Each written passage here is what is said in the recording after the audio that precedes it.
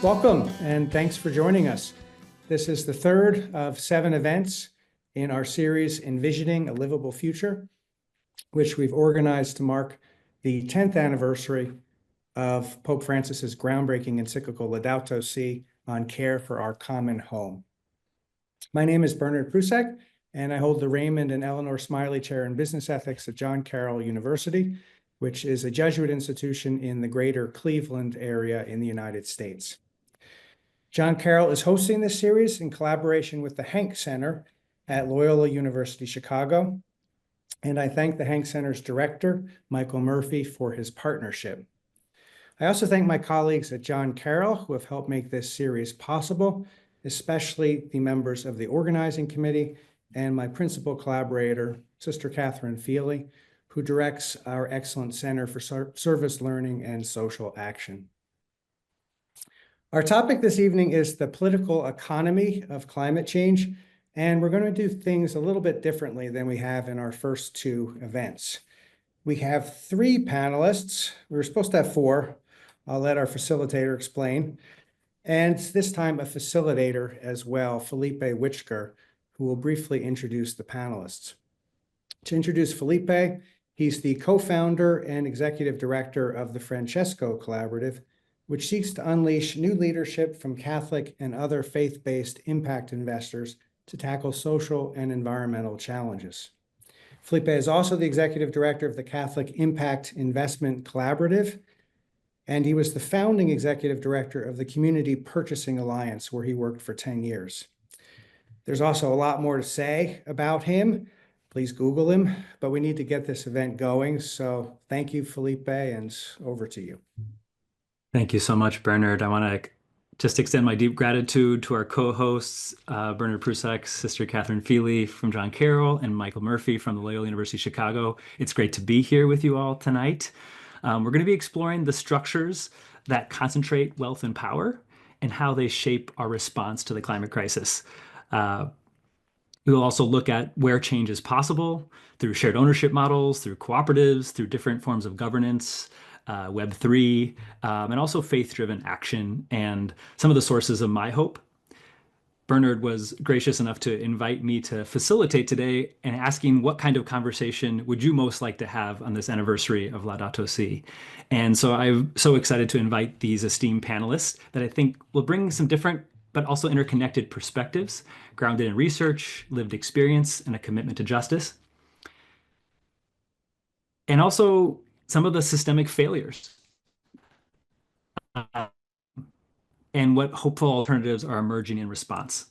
So my hope is that this discussion will offer you new insights, new critiques, and new pathways for action. I'm going to introduce Adrienne Buller, even though she's unable to make it tonight. She had a last-minute cancellation. She's a senior fellow at the think tank Commonwealth, and she's the author of The Value of a Whale on the Illusions of Green Capitalism, which had a profound impact on me when I first read it a couple years ago, and we'll be discussing it more this evening.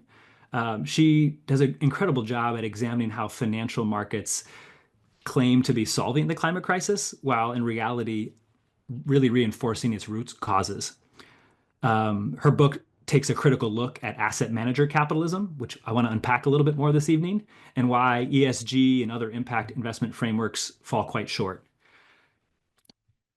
So first up tonight, we'll hear from Nathan Schneider, who's an assistant professor of media studies at the University of Colorado Boulder. He's a columnist for America Magazine and one of the most compelling voices on the cooperative movement today. Nathan's work connects Catholic social teaching, economic democracy, Web3, alternative governance, and really structures that offer agency and dignity in a world dominated by extractive finance. Katie and Brian Bolin are co-founders of the Delta Fund. Brian was also an early vice president at Facebook. Together, they focus on shared ownership models that shift power and wealth to workers and community, focusing on human agency and flourishing. And they have a pioneering initiative they're part of called Unlock Ownership. They bring firsthand insight in how capital can be mobilized for systemic change. So without further ado, the structure for our time together, we'll have Nathan and then Brian and Katie speak for a few minutes. After each presentation, we'll have an opportunity to engage them for another few minutes. And then around 15 minutes after the hour, I'll turn it open to questions and answers from all of you. So please put your questions in the Q&A box throughout the presentation, and especially during the Q&A. Bernard, Sister Catherine, and myself will do our best to introduce questions into the mix. Nathan, I'll turn it over to you. Thank you so much, Felipe. It's really a pleasure and an honor to be part of this conversation. I think drawing these connections is deeply important work for me, and every time I have a chance to think back to Laudato Si and its impact, I think of the moment when I was reading it for the first time, and it brought tears to my eyes as I was sitting by a lake and in Prospect Park in Brooklyn, New York. So I'm always grateful for the chance to be kind of transported to its impact on me and the world. There's a passage in Laudato Si, one of my favorites that I've really centered my reading of it on, in which the Pope exclaims with an exclamation mark, "Truly much can be done." And I thought back to this passage a lot because a number of the early reflection statements on the encyclical described it as kind of depressing, as kind of a downer, as something that is pessimistic about the future of the world. And it just struck me, how could somebody read a document like that that is so much about praise, praise for God's creation, and that exclaims again, truly much can be done.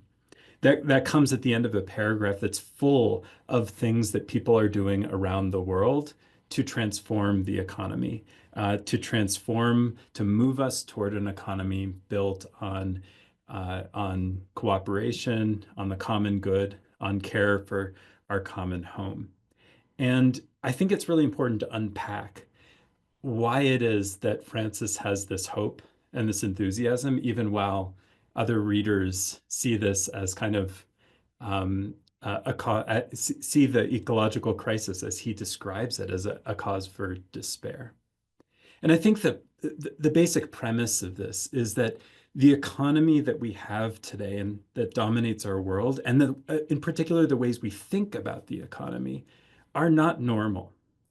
A lot of things that I work on and that I'm going to talk about are often described as alternatives, when in fact, from the perspective of, I think, Pope Francis and many of our ancestral traditions, what seem like alternatives are actually normal. And the system that we are living today is a profound departure from that. A departure from many of our communities and lineages and the wisdom that we have in our bones. So I want to invite you, first of all, to ask yourself, what is normal for your lineage? From the people you come from your ancestors, what does an economy look like? What should an economy look like? What should an economy be made of?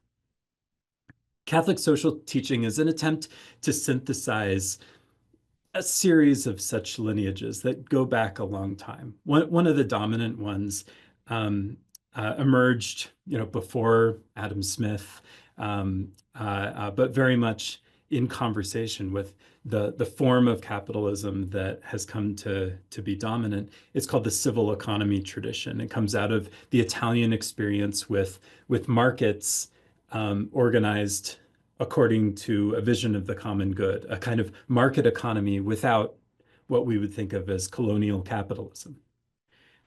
It has entrepreneurship, but doesn't center capital allocation as the primary engine of activity. It centers the common good. And it's the presence of this tradition so often animating Catholic social thought that makes it often so confusing when outsiders read, say, a papal encyclical. People can't seem to figure out, is this capitalism or is this communism? Well, it's neither. It's something older. It's something that is not capturable by those binaries. And I think when we're locked in those kinds of binaries, yes, the crisis we're in is profoundly despairing. But when we recognize the much longer traditions that we have to build on and that we can return to and learn from and build new syntheses from, there's, as the Pope said, truly much that can be done.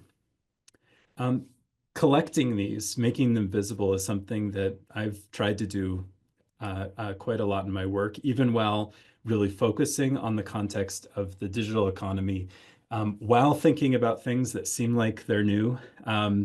As Felipe said, blockchains and digital networks and social media and all this stuff, I find myself always needing to go back to old stuff. An example of that is a book that I just published with some colleagues after many, many years of work, called Beautiful Solutions. It brings together stories from solidarity economies around the world that just exhibit many of these lineages in which the world that we have today is so profoundly not normal. For instance, the traditions that recognize the rights of nature alongside human rights that have been articulated, particularly in the context of indigenous communities in Latin America. Ways of seeing nature as a companion, as a citizen of our political and economic lives, rather than a resource to be consumed. We look also in the book at, for instance, Islamic finance, which is, I think, still today the most vibrant expression of this old Abrahamic idea that was part of Christianity and Judaism and Islam altogether, of a deep concern about the abuses that can emerge from unethical finance, from usury. The very act of charging interest is questioned not only by contemporary Islamic thinkers and even governments, but also by Thomas Aquinas in Catholic social teaching. He has multiple arguments against interest charging in the Summa Theologica. So this is a very, in some respects, seems like an alternative to the economy that we inhabit today, a profoundly radical critique, and yet is deeply, deeply rooted in our ancestral traditions. In many parts of the world, these kinds of finance are alive and well through lending circles, which go by many names. Tandas, for instance, is a name that we use, but there are many, many names for these circles, often women-led forms of finance based on community sharing and lending that enable people to move forward in their lives through community rather than against community. Practices of community safety that are built not on relying on militaries and police to address conflict, but community processes that hold people accountable in other ways. And the commons, a practice of co-stewardship that challenges a lot of our assumptions about ownership today. It's expressed very, very vividly in the context of open source software and tools like Wikipedia, where in our online networks, we are rediscovering practices that go back to, that used to govern land, that used to govern forests, but now are among the most powerful tools we have in our online lives. And I've found over and over again that recognizing these lineages helps unlock our imaginations of what could be possible today. I think a lot, for instance, about and work with rural electric cooperatives that are that solved the problem of rural electrification in the United States. When we created financial mechanisms during the New Deal to enable farmers to develop their own electrical companies and to control them. Now those companies are doing broadband to the home and artificial intelligence and all sorts of things like that, and engaging in a green tradition on the terms of the people who are receiving power.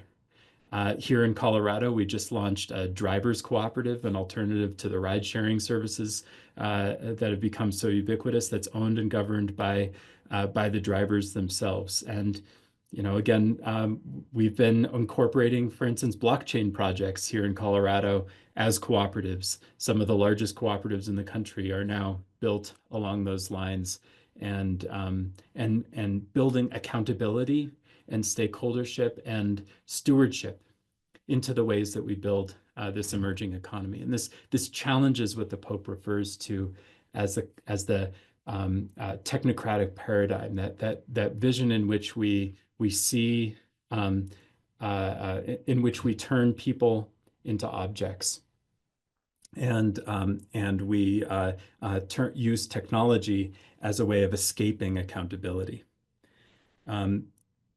These are things that we can do regardless of the political situation. We can always be building these kinds of normal economies in the midst of what we have. But it also challenges us to ask and demand normal economies, not the kind of destructive forces that we've unleashed upon ourselves and the planet today. Once again, truly much can be done. Thank you so much, Nathan, for opening us with that hopeful picture, the beautiful solutions, but also naming the technocratic paradigm at the end there.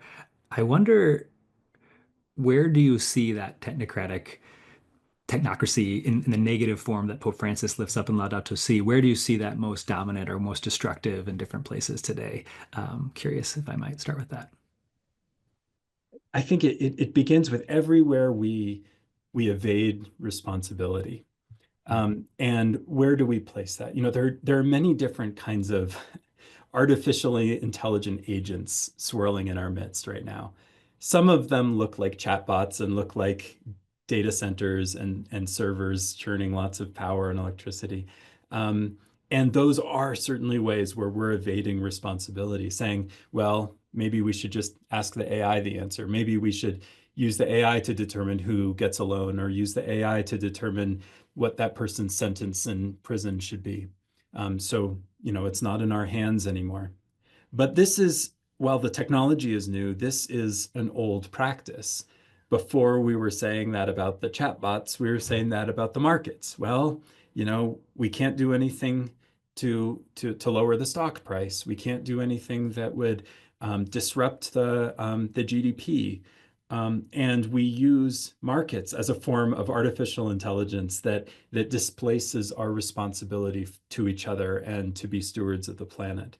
And so it allows us to have an excuse not to care for our common home, not to care for one another, because we have displaced that responsibility.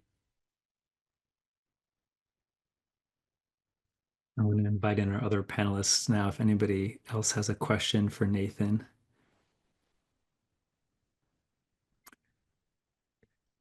I might just push a little bit more on connecting Aquinas, this alternative, which isn't an alternative. In our Catholic tradition, we have many different forms of economy. You mentioned some ancient ones at lending circles.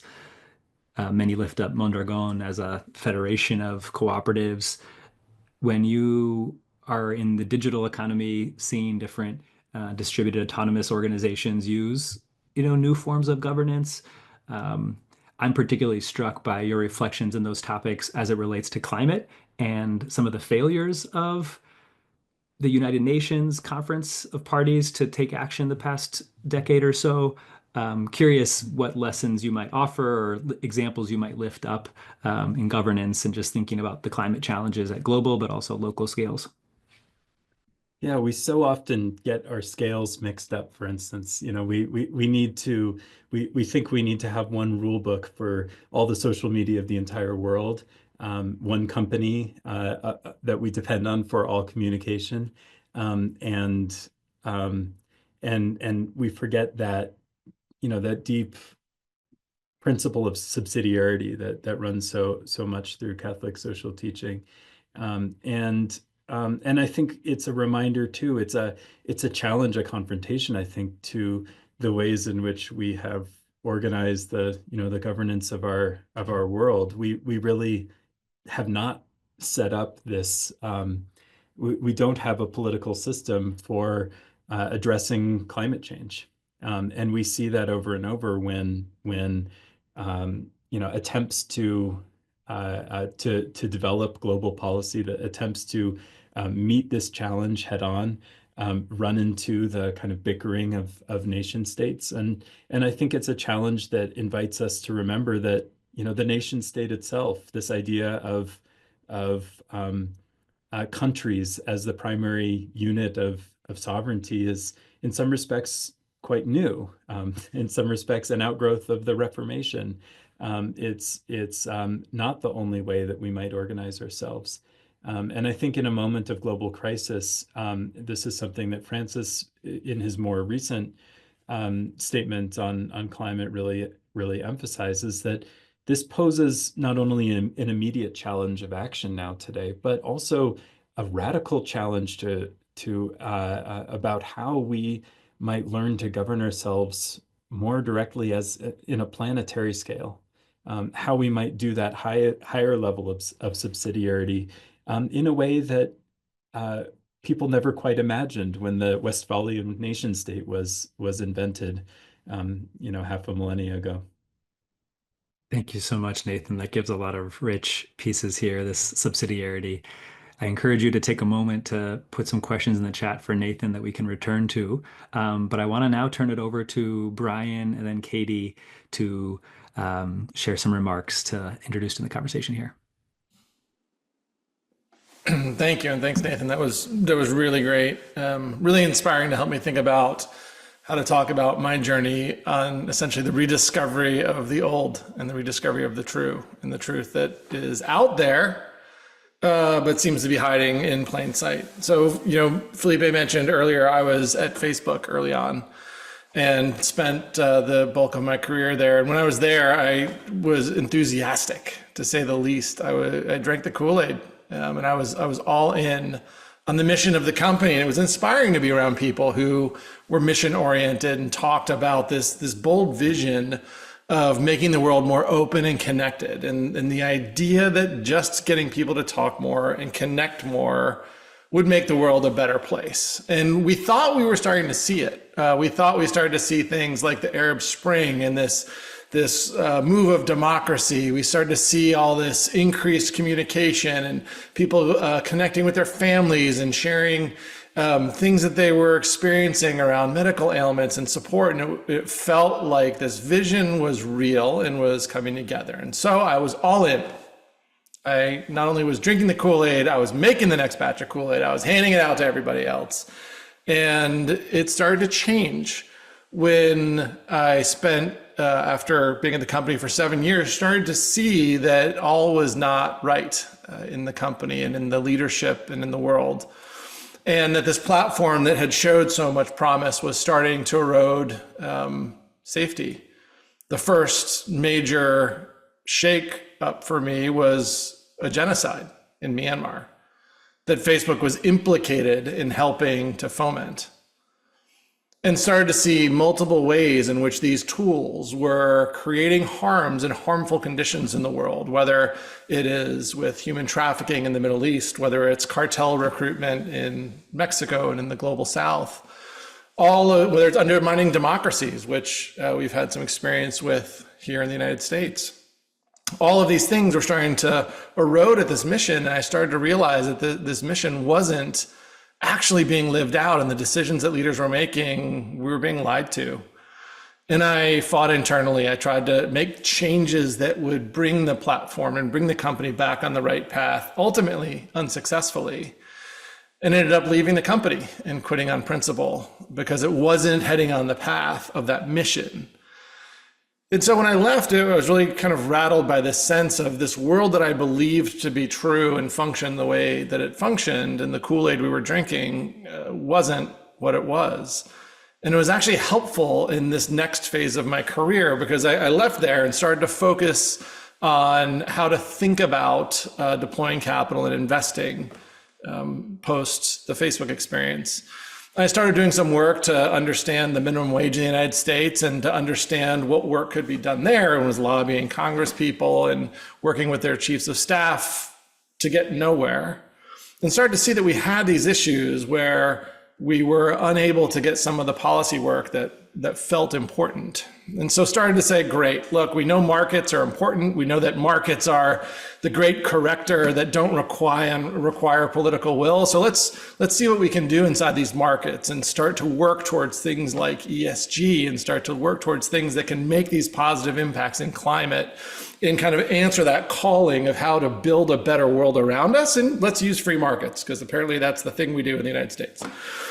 And so as we started to dig in, we started to learn a lot. And we're not financial experts. I'm a technologist.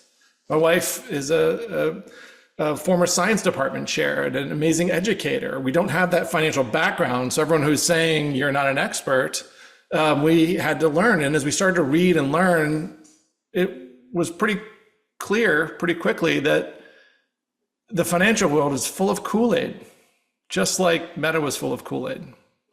And that we're told these things that are true that are absolutely not true. So there's this first great paper that really kind of shook me to the core, is this paper called The Towering Problem of Externality Denying Capitalism. And this paper talks about how we have this mythology that we believe that markets will price in all the bad harms in the world and eventually things will self-correct. And that the world will get better as the markets price in harms, and then everything gets fixed and climate is good and we don't need to worry about it. And this paper shakes that to its core and kind of demonstrates that this belief that markets will price in externalities is a myth. It's a lie. It's marketing that we have been fed. And we start to look into works that we've read, like Adrian Buller's Value of a Whale, which is such an insightful book, not because it is creating a new way to understand the world, but is just very simply looking at what we've been told and is it true? What we've been told and is it true? Over and over around climate and finance and investing, and pulls back the curtain to show that it's not true. A lot of these opportunities that were sold around carbon credits, that were sold around ESG, are just that. They are sales pitches that don't actually create the world that we here believe that we want to be creating.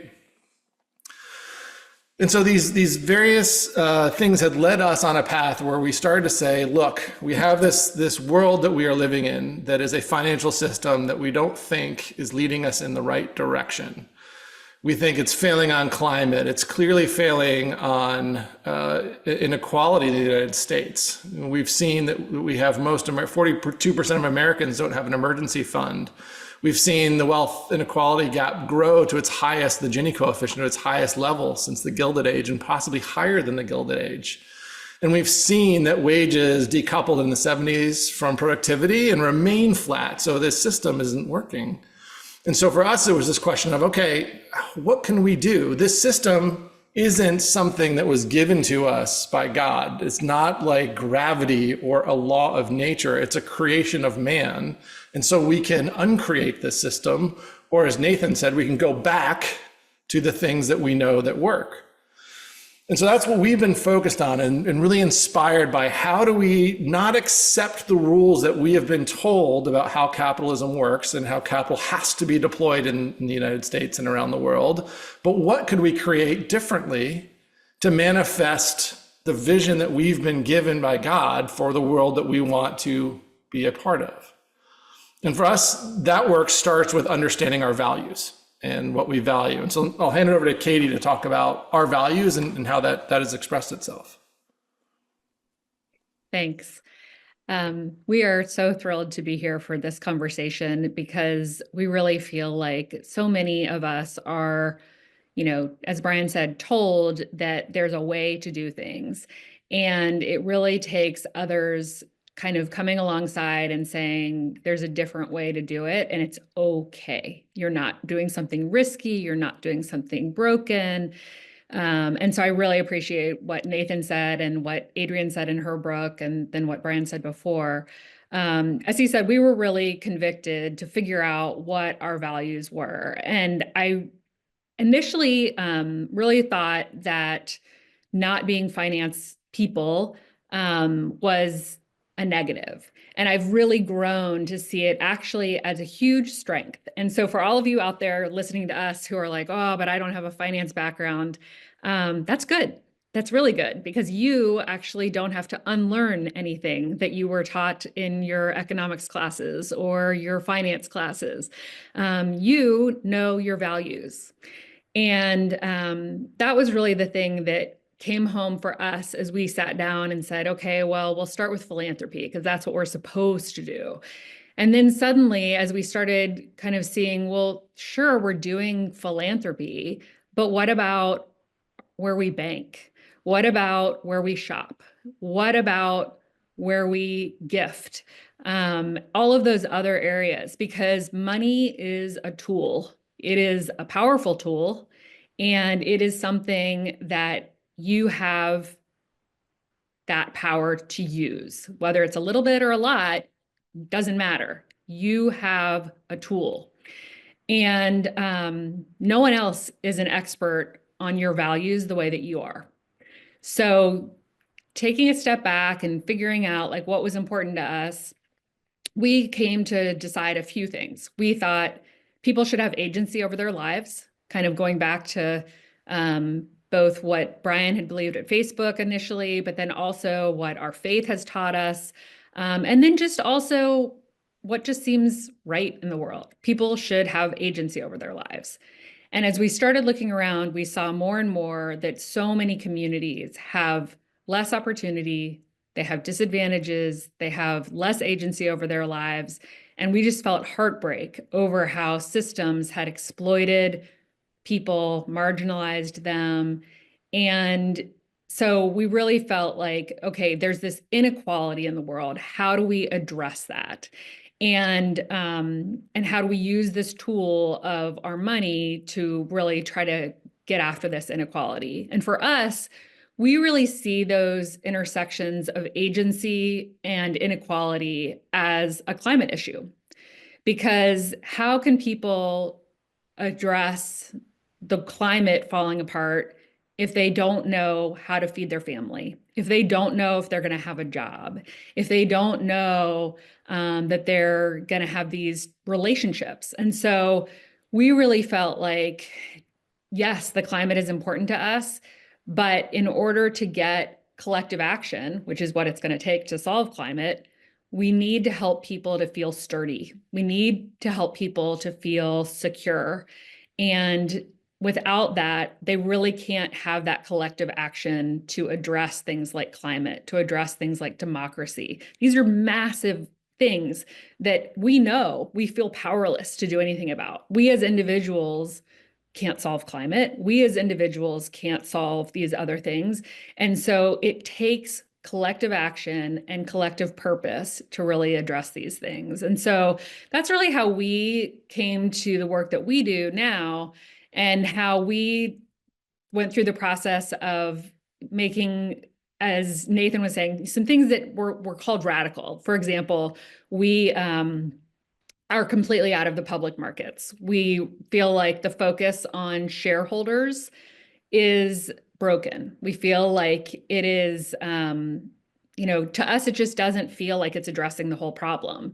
We look at things with an integrated impact. So how does it affect people? How does it affect the earth? How does it create or not create money? But that's just one piece. Whereas I think so many times we're told, look at this graph. This investment is good because the graph goes up, or this investment is bad because the graph goes down. But to us, if money is being used and used up, but the earth is thriving and the people are thriving and the people are happy, then wasn't that a great use of capital?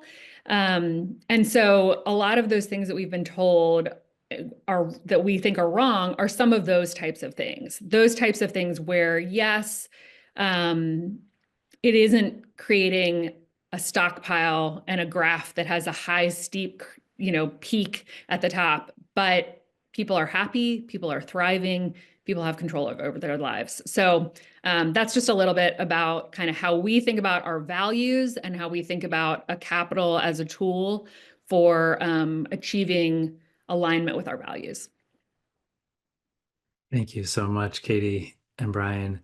I want to start with just connecting this to the topic about political economy. Each of you shared a political economy analysis and a critique.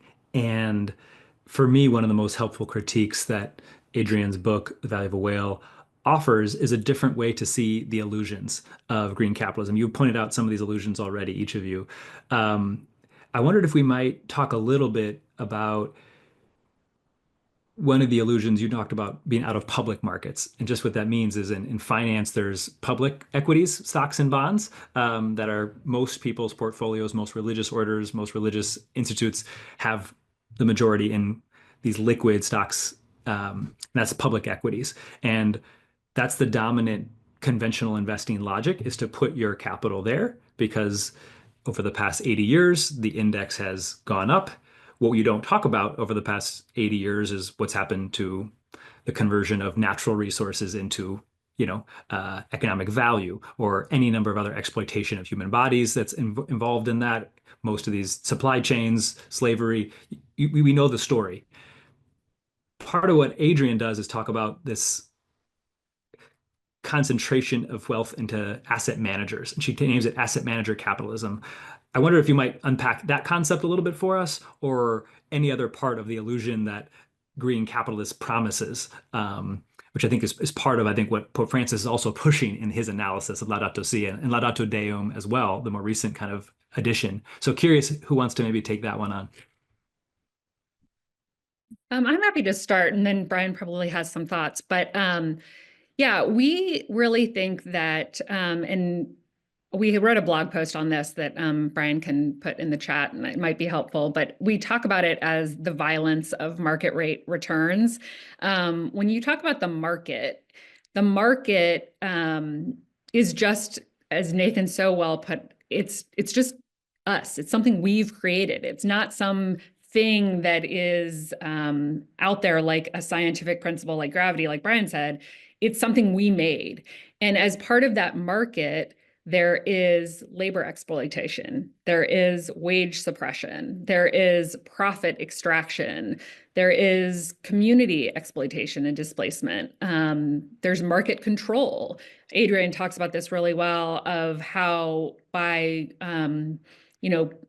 whole segments of the market working together, they're able to take away human agency.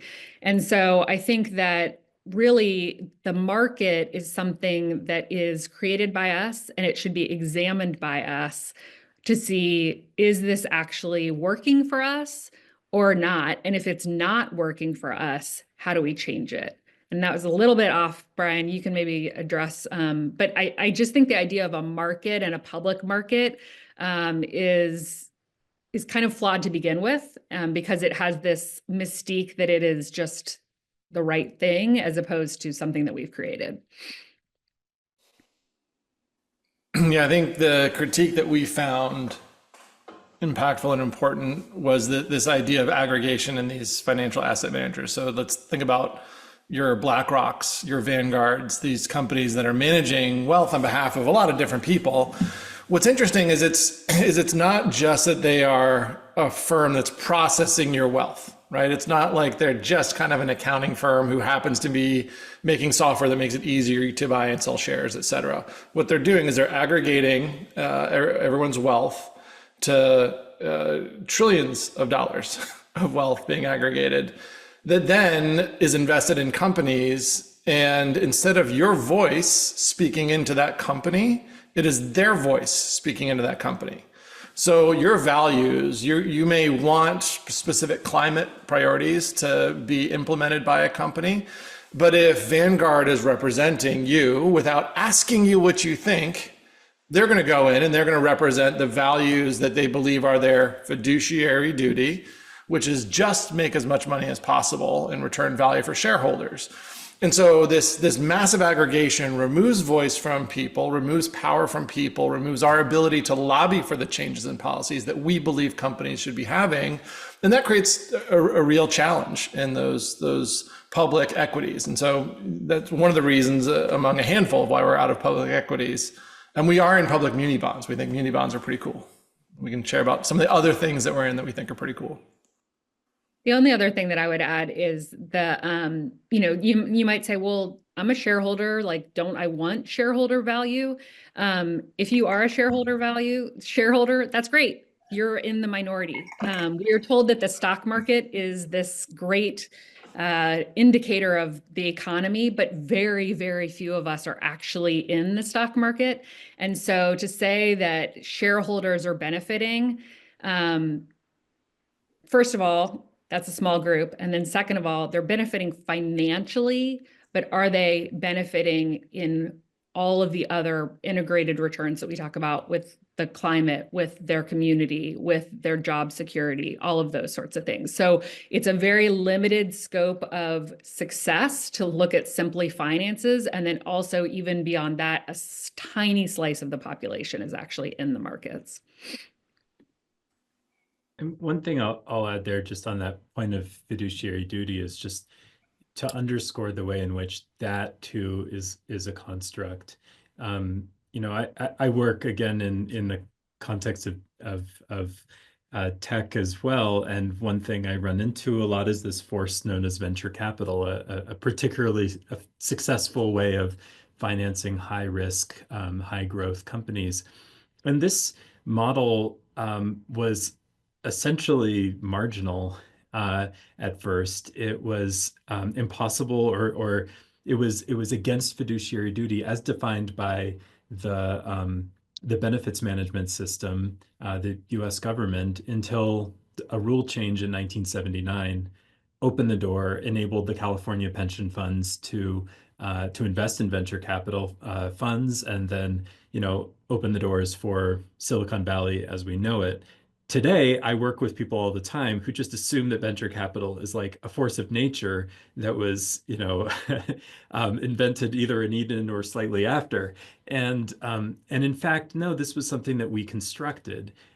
Similarly, when I mentioned the rural electric cooperatives around the country, over 800, local electric companies owned and governed by the people they serve, that too was created by law. Through a financing program that doesn't cost the government anything, but just created the framework in which people could own and govern their own utilities. And when you look at a case like that, it just kind of whets your appetite. What else could we enable ourselves to own and govern differently? How else could we imagine finance flowing differently if we were to change some of these rules? If we were to allow our values to set the constraints of the market, because they already do. Such great examples, Nathan, that a piece of legislation could pass and unleash electric cooperatives that cover more than a third of the landmass of this country today, and that venture capital. So helpful, those points. I want to open it up to all of you to invite your questions, your discussion. And maybe Bernard, we'll start with you. Sure. We've got a number of questions in the Q&A, and I want to encourage people to keep asking away. So I'll try to represent a couple of the questions there. So let's hear the criticism of ESG. So it was suggested that is another illusion of green capitalism along with carbon credits. So why not ESG funds? Why isn't that the way to go? And then I have a follow-up to that too. So first project that I took on was, as we started to look at aligning our capital to our values, I was like, this is going to be great. There are all these ESG funds, ESG ETFs, right? Let's just throw all of our acronyms in there. And I'll just start to buy I'll move everything out of the companies that we don't want to be in. I'll buy these ESG funds and it's going to be great. And that's easy and it's already on Fidelity. Wonderful. And so I kind of started to pull up the list of those ESG funds. And then I paused and I was like, I wonder what they actually own inside these ESG funds. And you can go inside either Morningstar or on Fidelity itself, and you can see the top holdings of each ESG fund. And fund after fund after fund after fund was Facebook, Apple, Netscape, Google. All the top tech companies were all the top holdings of all the top ESG funds. It wasn't something that was differentiated from the market, and it wasn't something that was advocating for the right policies and practices of these companies. It was pretty clear that when you look at what's held inside these ESG ETFs or ESG mutual funds or ESG anything, is that it really was just marketing that pulled out a few oil and gas companies and then labeled it as an environmental fund. And for me, it was particularly jarring that a fund that was non-climate specific, that said, look, we care about environmental and social and governance, would have a company like Meta as a top holding, where we know that there are significant issues with the role of Meta in democracies and harms around the world. And we know that Apple historically has had issues with their supply chain and slavery in their supply chain, and yet this is held up as a top ESG holding. And so when we look at that, we couple that with the lack of voting on policies that these ESG funds don't really represent, and you're pretty quickly left with something that is not driving the actual change that you want in the world. What it's doing is it's making you feel good. Like, hey, you've done it. Good job. You are making the climate better, even though demonstrably you're not really having the impact that you believe that you're having. Let me ask my follow-up then. So where else? And you've spoken to this, Katie and Brian, and Nathan to some extent too, and there are questions for you about so-called alternative economies. But where else to invest, in particular for people saving for retirement? So, generally, if you're contributing to a 401k or whatnot, you're going to be putting your money into a Vanguard or a TIAA or a BlackRock or State Street or whatever. And most likely that's going to be a passive index fund, or at least there'll be some passive index funds. So where else, if not public markets? Again, especially for people saving for retirement who might not have a lot of money to be working with. Nobody wants that one? I didn't want to dominate the conversation, but I'm always happy to jump in. I'll give you a couple of examples. So muni bonds are awesome. Now, do muni bonds return like the stock market returns? No. But today, if you were in some muni bonds over the course of this week, you would have a little less heartburn than a lot of people in the markets have over the course of this week. Muni bonds, there's an organization, a company called Clarion Call Capital that is investing around very productive uses of municipal bonds in areas that are building things that matter to our communities. And I think one of the awesome calling around the use of capital is how you can use it to build as opposed to speculate. And municipal bonds are an incredible area that I think deserve more growth around how you'd grow munis. Other options, I think we need more growth of opportunities and options similar to Boston Impact Initiative. They're raising their second fund right now. And the problem with many of these things that are building these shared economies is that they are closed to most investors unless you're an accredited investor. The exciting thing about the Boston Impact Initiative is that they have options in their fund to invest as a non-accredited investor. So anybody who is saving for retirement for retail starts out at a 5% return until 2027, and then that goes up to a 7% return for the remainder of their fund. And so there are these pools that are starting to figure out how to address and create these opportunities. And so I think we can share the links that we have for those, but it's also really, really important that if you're with Vanguard or you're with Fidelity, you should be emailing them once a week, asking for the things that fit your values. And the reason that firms will build these products is not because they have any altruistic reason to build these products, but if their customers are constantly asking for them to build something like a Boston Impact Initiative, or to actually make a fund of municipal bonds in historically underinvested communities in the United States, they will start to move that direction if people are harassing and pushing them to move in that direction. Yeah, and I'll just add, if you don't tell them that maximizing financial return is not your goal, they will assume that that's your goal. And like they're trained to maximize financial return protect you from any tax that they think you want to try to avoid, and then maybe try to pass on the maximum to your kids. Like those are the things that they're trained on. If you want something outside of those things, like I don't want to harm the climate, or I want to pay people a fair wage, or whatever your values are, you have to tell them. You have to be explicit. And a great way to do that is get involved in your community. I think a couple of people in the chat mentioned CDFIs, and I think community development financial institutions are great. Like they know your community. They might know what your values are because you'll have more of a relationship with them. And yes, it takes a little bit more time, but it's worth it. One thing I think is worth noting, especially the name Vanguard has come up a few times. When Vanguard was created, it shook up the consumer investing market by changing the business structure. Because somebody who understood that market deeply, Jack Bogle, decided, hey, I'm just going to be like a tens of millionaire, not a multi-billionaire, and built a company that was accountable to its retail investors in ways that others weren't. And that it changed the cost structure of finance. I think we recognize now that we need new revolutions that are that disruptive or more disruptive.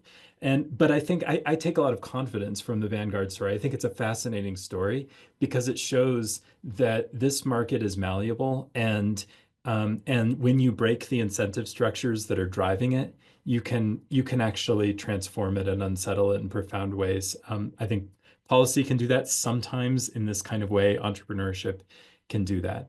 Another thing I want to just highlight is just allow us to question some of the premises of the topic here, which is we've shifted as a country from models of, for instance, pension and Social Security based planning for insurance to a model of private investing for insurance, and that is catastrophically dangerous. As Katie mentioned, most Americans don't have money in the stock market. And yet we have a retirement system premised on having money in the stock market. So that's a really, really big problem. And I think we need to recognize there are other ways that we could provide for the care of our later years and for our education, that saving and investing as private citizens, being in some sense complicit in these economies, should not have to be the prerequisite for having an education and being taken care of when you're old. I take a lot of, I had some really hard conversations about impact investing with my friend Janelle Orsi, who's the founder of the Sustainable Economies Law Center. She spent years working on this question, trying to figure out what is an ethical investment really, that you can build an insurance, a retirement savings on. And, she's probably more purist than most. She's more purist than me. I have, my kids' education money in Vanguard too, but while also being part of the Earthquaker Action Network's campaign to get Vanguard to divest from fossil fuels. But she ended up concluding, I think, very powerfully that in some sense, the only ethical retirement plan is community. That at the end of the line, every investment that we're talking about has a cop with a gun and a prison at the end of the line, where it's being enforced by contracts and extraction and speculation and ultimately a kind of violence. And she insists that there are other ways we can organize our society. There are other ways we can make sure that education and retirement are possible than to rely so much as we have chosen to on these systems.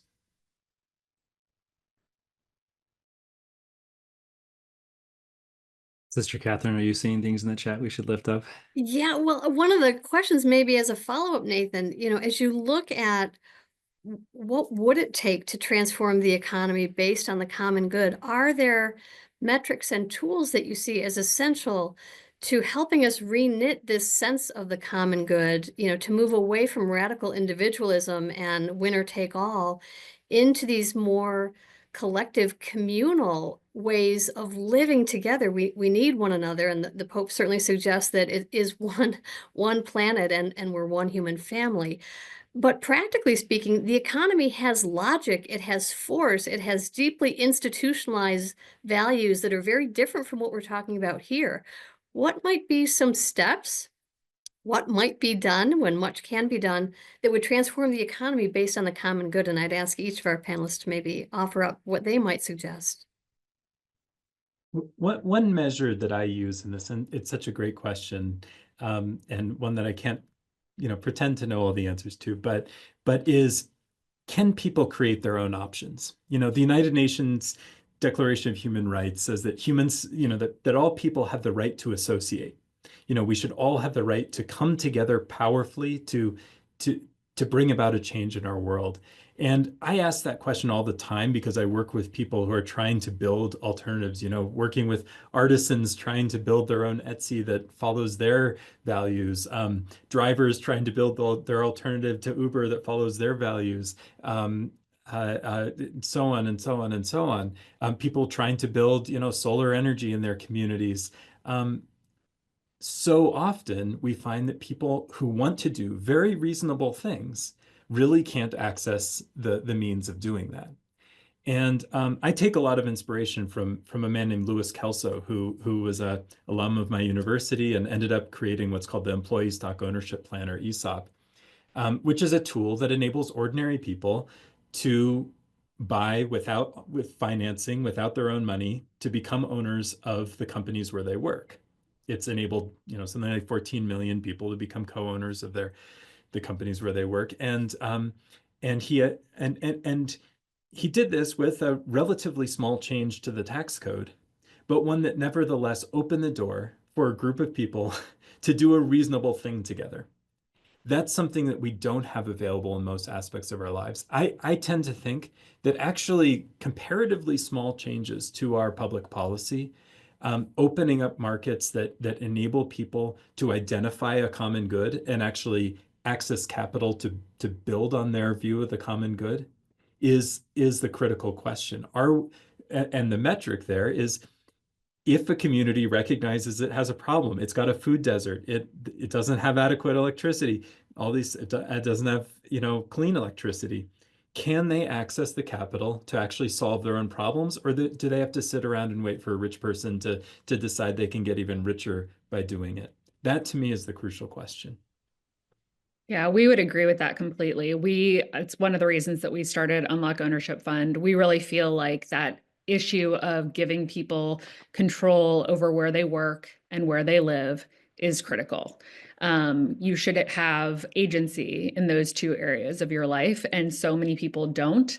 And I think that goes to Jim's question in the chat about, isn't Trump's election a rejection of these things that we're talking about? I think we would actually say it's a confirmation of what we're talking about. People recognized the system is not working for me. The system is broken.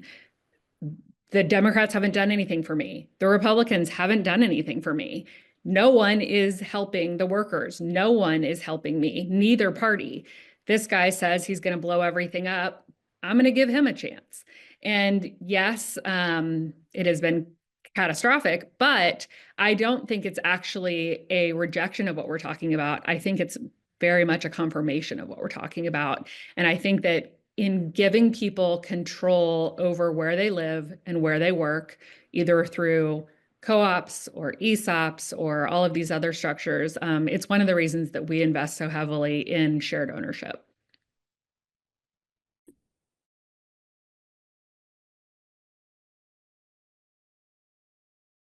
I think one of the questions in the chat here about degrowth is quite interesting. The premise of our economy, our neoclassical conception of the economy, is, based on the continuous growth. And I think ecological economists have rightly redrawn the pie of our ecological resources, our natural world, and then our economic world as a part of that versus the dominant notion in mainstream economics is the economy has natural resources inside of the economic system. So I really appreciate that question. And I think that's fundamental to the premise here is that there are many schools of thought in economics that help render different ways of seeing the world and seeing what to focus on. There's different objects of focus and analysis. There's different logics, whether it's cause and effect or whether it's overdetermination or any number of other. And there's also starting points and assumptions that are baked into our economic theory. And I think degrowth takes a different ecological frame as a starting point. I think Nathan mentioned one in our Catholic social tradition of the civil economy, of humanity and human flourishing, human dignity, human agency at the center. And if you take that as a starting point, you can build different theories off of that. And what's happened in economics in our main institutions today is that there's very little discourse, different schools of thought. There's just one school of this discussion is to lift up different points of focus and what that leads to in our analysis of any number of social challenges. I also want to lift up, Elias Krim had a question here about care and the politics of care and the care economy. And I think when we think about this alternative conception of retirement or where we go to at the end here, it is this community, this notion of what is the community of care that we're building around ourselves. And I think that is a different way of than storing up a pool of assets that's ours individually extracted from all these different pools and managed by very few. So it's a very different way of thinking about it. But it is what our church is fundamentally based on, is these little communities, these little parishes that we try to build interdependence with one another. So I want to just kind of offer some weaving there of different themes. Thank you. I mean, a few points there. First of all, on the degrowth question, this is an urgent question. I mean, alongside climate change that we really need to take seriously. I mean, if you look at the population predictions now for the planet, we see a kind of drop off around the same time we see expectations of really catastrophic climate events in the coming decades. And you see a lot of political leaders fretting about this tremendously. I mean, J.D. Vance is someone who's given a lot of voice to, we need to accelerate population growth or else everything's going to fall apart. And it's an astonishing concession in some respects to say that we don't have enough imagination to actually just build an economy that meets the needs of the people who live in it, like however many there are. Rather than having to adjust our entire way of life and and what people seem to be choosing in their lives in order to serve economic theory. And so I think this question of reorienting our metrics is really urgent and should be thought of alongside climate change.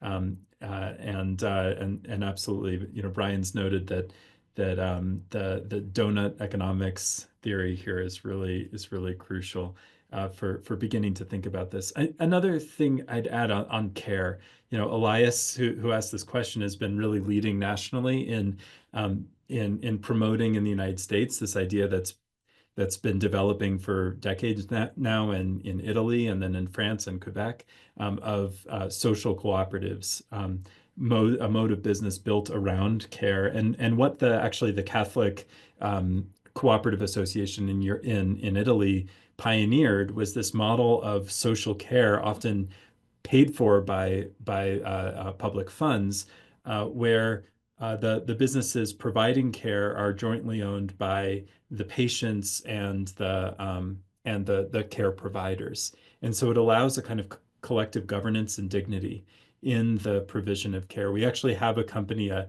long-term mental health care company here in Boulder, Colorado, that follows this model.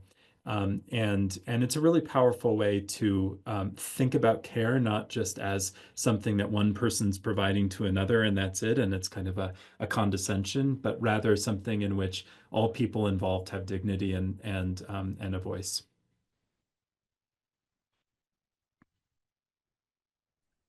Al, unless somebody wants to speak further to degrowtherism.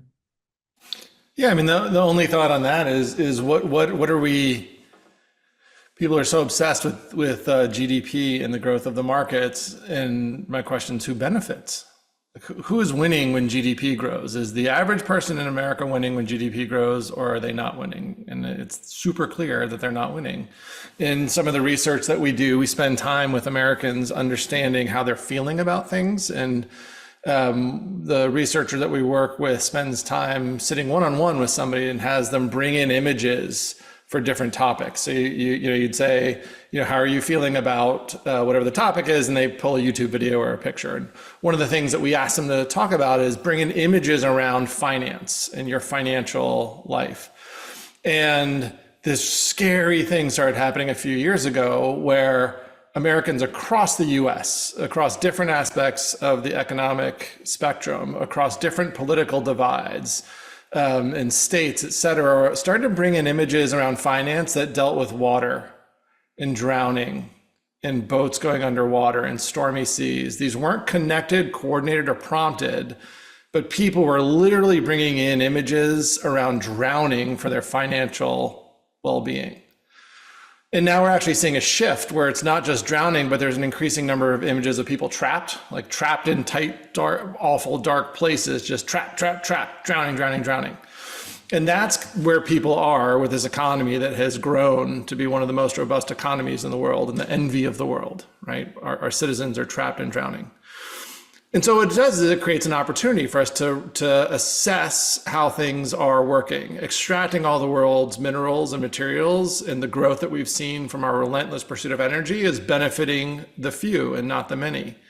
When we start to think about these collective opportunities to build more ESOPs and co-ops and employee owner trusts, not only do we give people empowerment over their wages and their benefits and their job, but they also get community because they're building these businesses together. They act like an owner because they're an owner. And they act like a community because they're a community of owners. And in this era where through technology and through COVID, these other things, we've lost a sense of community, we have an unprecedented opportunity to use these tools. And Nathan, like I'm obsessed with these aren't new tools. These are the tools of antiquity, and the tools that we knew about to bring them back and to build these out. So for me, the degrowth is really a refocus on thriving for people and populations and our masses and ending our just relentless appetite for energy and minerals, et cetera, that strip the world and benefit a very, very, very small number of people. Thank you. I want to draw attention to the thread of technology, which has, been pulled through all our conversations, and we have some interesting questions too about technology. So on the one hand, we've heard some quite positive thoughts about technology. So I'm thinking, Nathan, your allusions to blockchain and how it might be used for good. On the other hand, we've heard a lot of criticism of technology. So Brian, you're talking about Facebook and the use of AI as a means to escape accountability too. So I'm wondering if, Nathan, you could talk a little bit about positive uses of a blockchain, let's say, start about blockchain a little bit. And Brian and Katie too, wonder if you could talk about what one of our questioners called technocratism and how to shut that down. So again, technology is the thread, but it seems like it's moving in different directions and counter directions, perhaps. All right, take it away. Just to be clear, I'm not here to sell anybody on any tokens. I'm interested in blockchains as a scholar and as a practitioner because it's a technology that calls into question the nature of ownership. It is a form of ownership and a form of, in some cases, money-like objects that don't play by the rules that we tend to take for granted. And I'm really interested in spaces where people are willing to call those things into question and design other kinds of models. For instance, I think of one cooperative-based blockchain project based here in Colorado called Collabland. It's a tool for kind of tokenized communities, and it is a form of, in some respects, kind of stock ownership that is borderless. It doesn't rely on U.S. law to function. It relies on on the networks, and the founders at least are really vocal about trying to bring opportunity in their company as far as the networks that they reach. So it's not just the U.S. Participants who get to have a stake in it. Whereas in many cases with US-based tech companies, it's the US-based employees who really benefit from the equity, and the call center workers in Southeast Asia, don't see that. But I think it's really, really important to recognize too that in that context, a lot of the worst impulses of that technocratic paradigm are also in force. There's a lot of desire to commodify everything. There's quite a few people in the blockchain context, for instance, using them, to try to commodify more, natural resources, to turn more of our natural world into something that we buy and sell and price. And I think there's a lot of important debate about whether that's what we want, but that this basic recognition of money and value and ownership as malleable is, to me, what's fascinating about that world, is that it invites people into the question of, what if we took this idea of a stock share and made it interactive? What if we were able to program it to behave differently than, a normal stock certificate might? And that's what you can do in that space. What if we designed, organizations in ways where they didn't depend on the law of any particular country, especially a country with violent borders like our country, that keeps people out at gunpoint? These are, I think, at least the possibility of some really interesting questions. Though in practice, I think we also see a lot of the real, kind of perverse dynamics of current economic thinking unleashed and unchecked.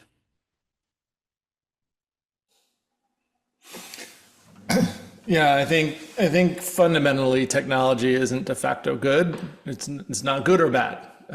It's kind of like gold. Like, you can use gold for good things. You can also make golden calves out of gold. And in a lot of ways, this obsession of technology as the savior of mankind is a giant golden calf of worship of technology as the means of us thriving. Mark Andreessen's is the chief guy who is promoting a lot of these pro-tech mindsets, but Elon's up there too. I think this comes back to rather than a society and citizens that are reacting to a group of citizens that are professing a vision for a future that we want.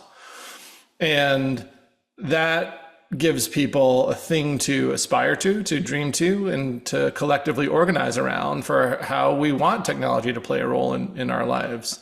I think most people, despite our need to figure out how to use less fossil fuels, like a world that has cars and planes and the ability to get around. I think people like the ability that they have a phone that they can call people on. I think people like the ability that they can learn information and read books more easily than they ever could before, that they could do this on an evening and have a conversation around these topics. So there are these amazing uses of technology.